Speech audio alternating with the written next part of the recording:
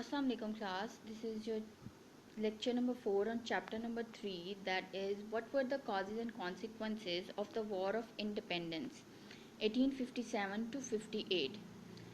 During this lecture we will discuss about the birth of nationalist ideas. To move on, first we have to understand the concept of nationalism. Nationalism is an ideology and a movement that promotes interests of a particular nation, especially with the aim of gaining and maintaining the nation's sovereignty over its homeland and uniting the different ethnicities of the nation.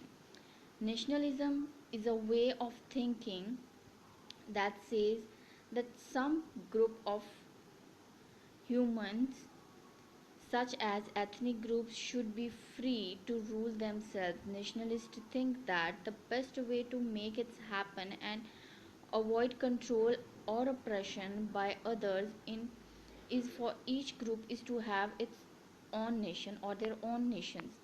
अभी इसमें क्या हम लोग देखते हैं कि nationalist या nationalism के कॉन्सेप्ट में हमें एक चीज़ देखने के लिए मिलती है कि किसी भी ग्रुप में, किसी भी कंट्री के एरिया में, वर्ल्ड के किसी भी एक स्पेसिफिक पार्ट में जहाँ पर लोगों को ऑप्रेस किया जा रहा होता है, जहाँ पर लोगों के राइट्स को वायलेट किया जा रहा होता है, जहाँ पर लोगों को उनके बेसिक राइट्स प्रोवाइड नहीं किए जा रहे होते हैं, वहाँ पर लोगों का एक ग्रुप या लोग जो हैं वो फाइट करते हैं, आवाज़ उठाते हैं, प्रोटेस्ट करते हैं अपने राइट्स के लिए.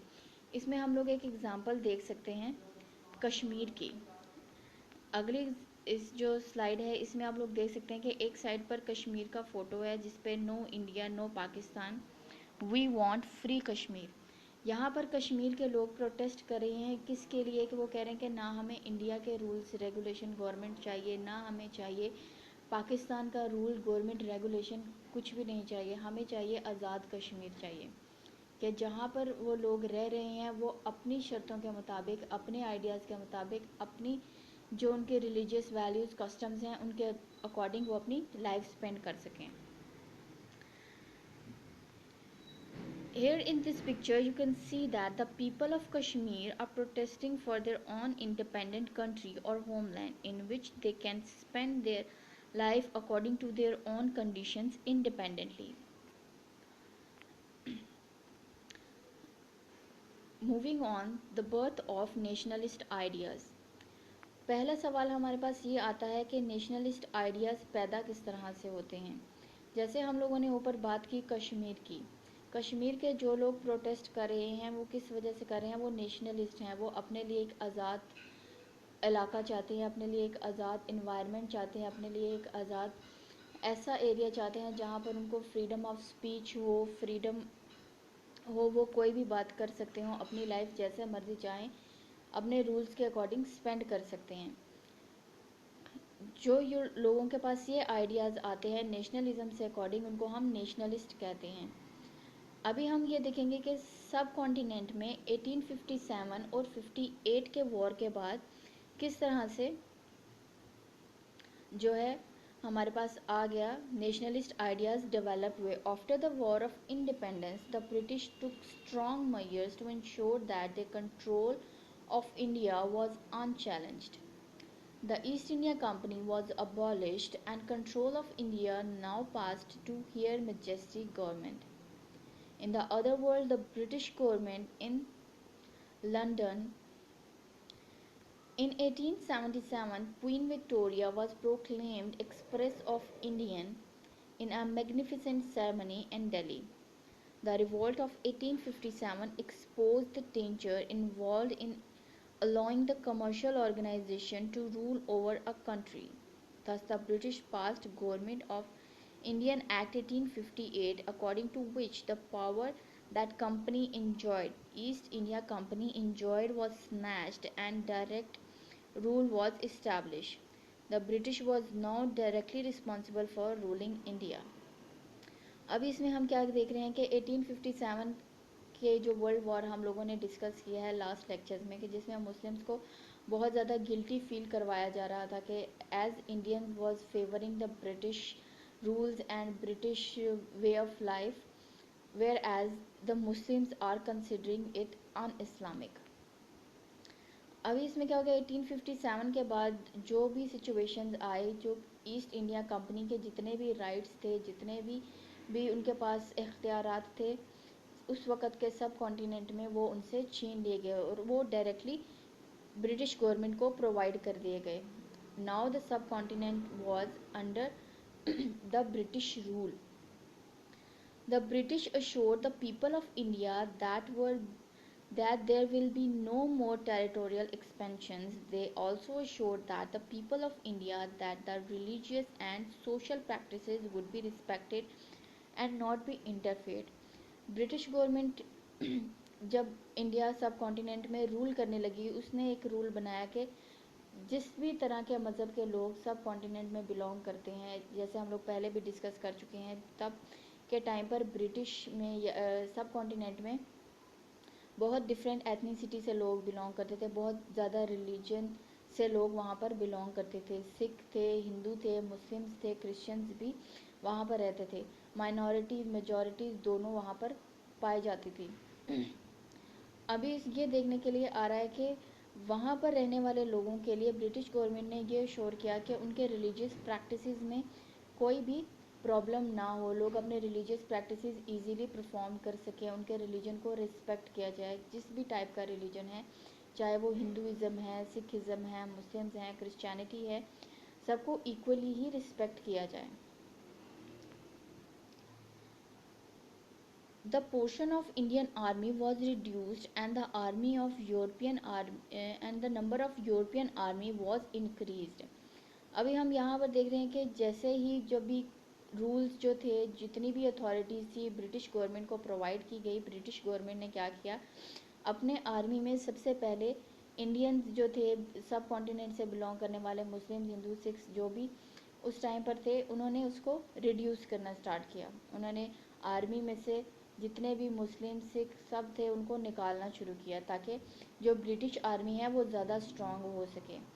अभी इसका एक जो है बेनिफिट ब्रिटिश को क्या हुआ, ब्रिटिशर्स को, कि उनकी आर्मी स्ट्रांग होगी, एक ही तरह के लोग उस आर्मी में काम करेंगे, सब के सब क्रिश्चियंस होंगे, सब के सब ब्रिटिश होंगे, जिसकी वजह से जो मुस्लिम्स हैं, सिख्स हैं, हिंदू हैं, उनको ये अपॉर्चुनिटी प्रोवाइड नहीं की जा रही कि अब वो वॉर नहीं कर सकते हैं, किसी भी किस्म के वॉर में इंटरफेयर नहीं कर सकते हैं. उसके साथ साथ उनको ये भी कंट्रोल किया जा रहा है कि उनको ऑप्रेस किया जा रहा है, बेसिकली उनके ऊपर स्ट्रॉन्ग ऑपरेशन के लिए प्रिपरेशंस किए जा रहे हैं कि अभी जितनी ज़्यादा यूरोपियन आर्मी होगी उतने ज़्यादा ही इंडियंस ऑप्रेस्ड होंगे, क्योंकि आपके किसी से ना रिक्वेस्ट भी नहीं कर सकते. अब आर्मी में आपका कोई बंदा अगर नहीं है, कोई, वो आप पर रहम भी नहीं कर सकते हैं.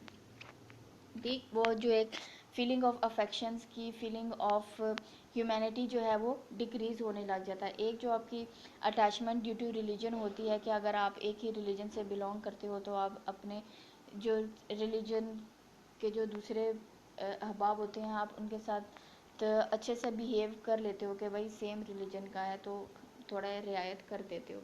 लेकिन अब यहाँ पर क्या हो रहा है कि इस चीज़ को भी ख़त्म कर रहे हो. Muslims were considered to be responsible for the rebellion in a big way.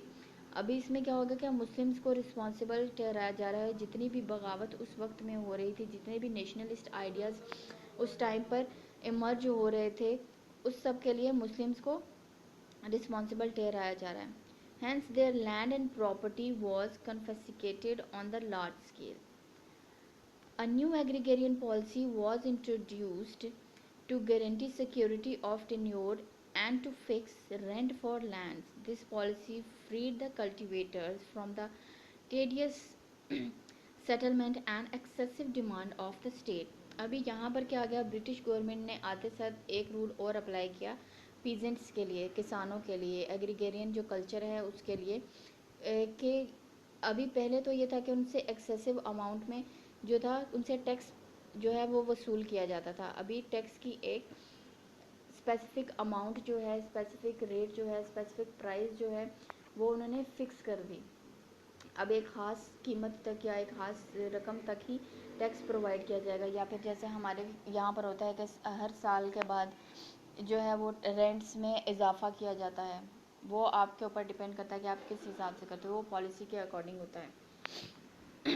1% पे करते हो या 2% पे करते हो, वो आप पर होता है। इससे क्या हुआ कि उस टाइम के जो एग्रीगेरियंस थे, उस टाइम के जो किसान थे, उनको ये फ़ायदा हुआ कि उनसे पहले जिस अमाउंट में टैक्स लिया जाता था वो बहुत ज़्यादा कम हो गया।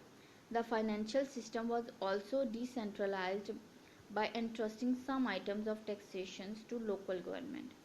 The lack of opportunities for Indians led to widespread criticism of the British in newspaper articles written in the regional languages. अभी जहाँ पर हम लोग ये देख रहे हैं कि आर्मी से इंडियंस को निकाला जा रहा है। इंडियंस में हमारे पास, मैं फिर से बोलूँगी कि सिख आ जाते हैं, हिंदू आ जाते हैं, मुस्लिम आ जाते हैं और बाकी सब लोग भी आ जाते हैं accept Christians and Britishers.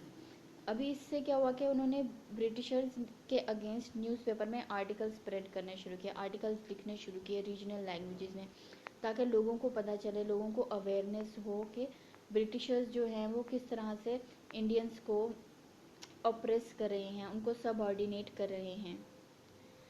After this the British past vernacular act of 1878 which passed strict control on the newspaper। अभी इसके 1878 के बाद उन्होंने एक रूल पास किया जो कि बहुत ज़्यादा स्ट्रिक्टली फॉलो किया जाता था न्यूज़पेपर के हवाले से, कि ब्रिटिशर्स के अगेंस्ट कोई भी ऐसी न्यूज़ ना स्प्रेड की जाए, ऐसा कोई भी चीज़ ना की जाए। Britisher passed an Arms Act which made impossible for most Indians to own weapons. अभी इसमें हमारे पास क्या आ जाता है कि जो ब्रिटिशर्स हैं उन्होंने ये भी एक्ट पास कर दिया कि जी इंडियंस जो हैं वो वेपन ओन नहीं कर सकते। इसका एक फ़ायदा क्या हुआ कि इंडियंस को, ब्रिटिशर्स को एक फ़ायदा ये हो कि अभी जब जितने ज़्यादा इंडियंस के पास वेपन्स कम होंगे उतनी ज़्यादा वॉर की सिचुएशन जो है वो कंट्रोल्ड रहेगी।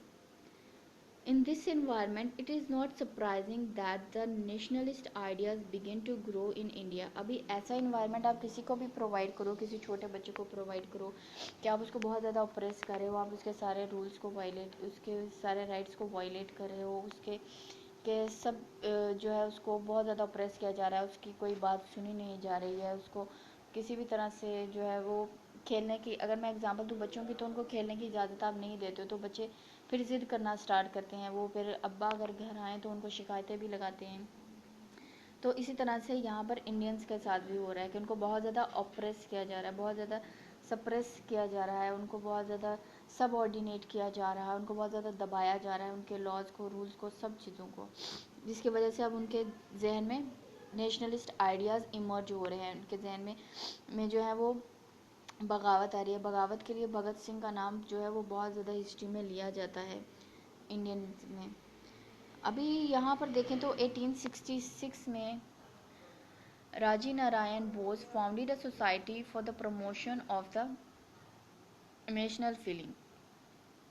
अभी राजी नारायण बोस ने जो है वो एक जो है वो सोसाइटी इंट्रोड्यूस कराई। सोसाइटी से मुराद माशरा नहीं है, सोसाइटी से मुराद एक ऑर्गेनाइजेशन है।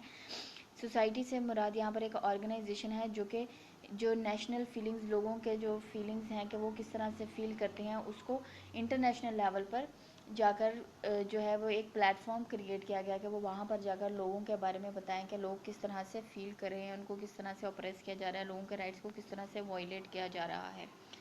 फिर 1867 में early Hindu Mela was started in Bengal.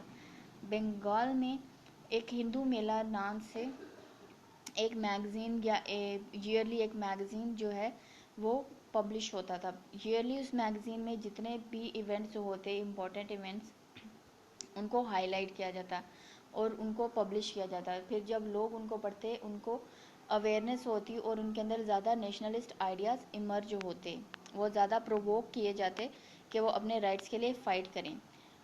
Political groups also begin to spring up such as Sarvajanik Sabha founded in 1870।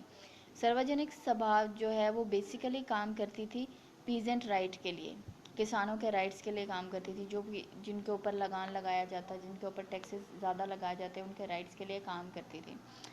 The most significant of all was the Indian national Congress founded in 1855। फिर 1855 में एक इंडियन नेशनल कांग्रेस फाउंड की गई, एक इंडियन नेशनल कांग्रेस बनाई गई, जो कि इंडियन जितने भी थे, हिंदू मुस्लिम सिख, तीनों के राइट्स के लिए, जितने भी सब कॉन्टिनेंट में लोग रहते थे एक्सेप्ट ब्रिटिशर्स, उनके राइट्स के लिए काम करती थी। उनको प्रोवोक किया जाता था कि वो काम करें, ब्रिटिशर्स के अगेंस्ट काम करें, वो उनसे या तो सीखें, पढ़ें और अवेयरनेस हासिल करके अपने राइट्स के लिए फ़ाइट करें, अपने लोगों के राइट्स के लिए फ़ाइट करें, लोगों को अवेयर करें, ताकि जो भी वहाँ पर ब्रिटिश राज है उसको ख़त्म किया जा सके।